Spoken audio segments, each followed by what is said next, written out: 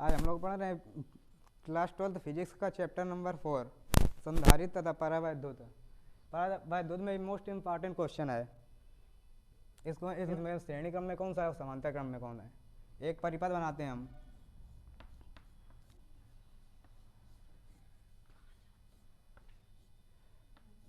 ये बी है, ये ए है। ए से धारा प्रवाहित की। ये धारा यहाँ आकर दो भागों में बट गई। धारा दो भागों में बट गई। जब धारा दो भागों में बढ़ जाए, जब धारा दो भागों में बढ़ जाए तो क्या हमें समांतर क्रम में हो जाता है। जब एक ही धारा प्रवाहित हो, जब एक ही धारा प्रवाहित हो तो क्या हमें श्रेणी क्रम में होता है। जब धारा दो भागों में बढ़ जाए तो क्या हमें होता है समांतर क्रम में। जब धारा एक ही धारा प्रवाहित होती रहे तो क्या हमें होंगे ये दोनों श्रेणी क्रम में, और ये दोनों क्या हमें होंगे समांतर क्रम में। ठीक है, इससे ये सवाल है। यहाँ से धारा प्रवाहित की गई, यहाँ से आके दो भागों में बट गई, तो ये और ये क्या में हो गए समांतर क्रम में। तो और यहाँ पे धारा प्रवाहित हो इधर गई, इधर गई, इधर जाती, ये एक ही धारा जा रही है, तो ये दोनों क्या में हो गए श्रेणी क्रम में। ठीक है, इनका नाम C1 C2 तथा C3 रख लिया। C1 व C2 श्रेणी क्रम में है। C1 व C2 का में श्रेणी क्रम में है, तो तुल्य धारिता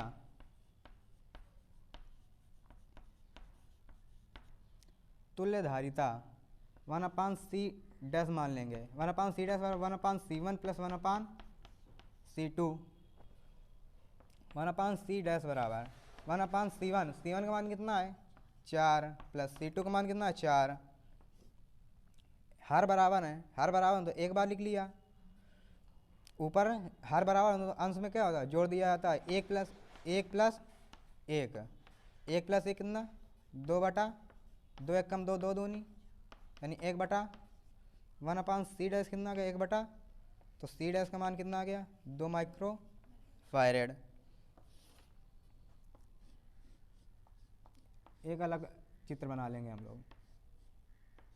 ये B है, ये A है, ये दोनों जोड़ के कितना आ गया हमारा 2 माइक्रो फैरेड का। ये कितना आ गया 4 माइक्रो फैरेड का पहले से दिए था। यहाँ धारा प्रवाहित की, यह दो भागों में बट गई ना। जब दो भागों में बट क्या में समांतर क्रम में था। C डैश, ये C डैश था, ये क्या था C3। C डैश तथा C3 समांतर क्रम में है, क्रम में है। अतः A व B के मध्य तुल्य धारिता C बराबर C dash plus C3। C dash का मान कितना है 2, C3 का मान 4, तो C बराबर कितना आएगा 4 और 2 6 माइक्रो फैरेड।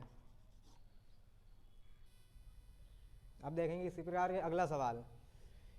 ये त्रिभुज के आकार के दिए या 3 संधारित्र 2 माइक्रो फैरेड, 3 माइक्रो फैरेड तथा 6 माइक्रो फैरेड के लगे हैं। A और B के मध्य तुल्य धारिता A और B के मध्य ज्ञात करनी है। A और B के जिसके मध्य ज्ञात करेंगे वहाँ से क्या बोल लेंगे बैटरी। प्लस माइनस हमेशा धारा प्लस वाले से आती है, इधर गई प्लस वाले गई, यहाँ पे दो भागों में बट गई, तो ये और ये काय में हो गए, ये और ये काय में हो गए समांतर क्रम में। यहाँ पे धारा जाएगी इधर से घूमते हुए, एक ही धारा चली आ रही ना, तो ये और ये क्या हो गए श्रेणी क्रम में हो गए ना। इसको मान लिया C1 C2 और C3। ठीक,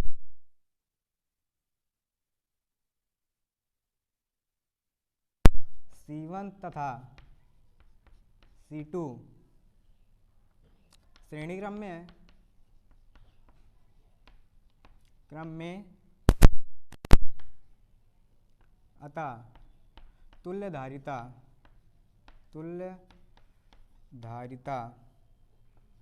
श्रेणी क्रम में क्या होता है 1/C बराबर 1/C1 प्लस 1/C2। यहाँ पे मान लें C डैश 1/C1। C1 का मान कितना है 6 प्लस 1/C2 का मान 3। एलसीएम कितना आएगा इनका 6। ये तो एलसीएम ना लो तो 6 लाना है ना, यहाँ पे 6 बनाने के लिए कितने गुणा करना पड़ेगा, 2 से करना पड़ेगा ना, 2 का गुणा नीचे 2 गुणा ऊपर, 1/6 प्लस 2 एक कम 2, 3 दूनी, एलसीएम कितना है 6 आएगा, हर बराबर है तो हर एक बार रख दिया, अंश में जोड़ दिया, 2 1, 3 एक कम 3, 3 दूना,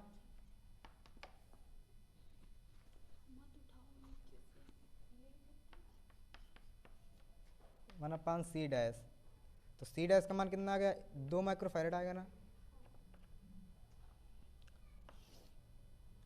सी डैश का मान, ये चित्र हमारा कैसे बन गया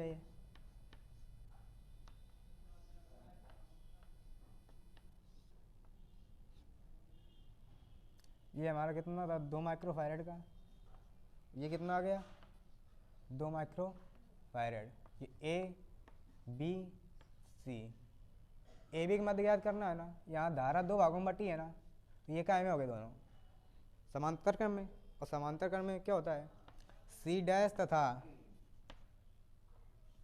C3 समांतर क्रम में है, अतः ए व बी के मध्य तुल्य धारिता C बराबर C1 plus C dash plus C3, C dash का मान कितना है 2 माइक्रोफैरेड, C3 का मान 2 माइक्रोफैरेड, C कितना आ गया हमारा 2 2,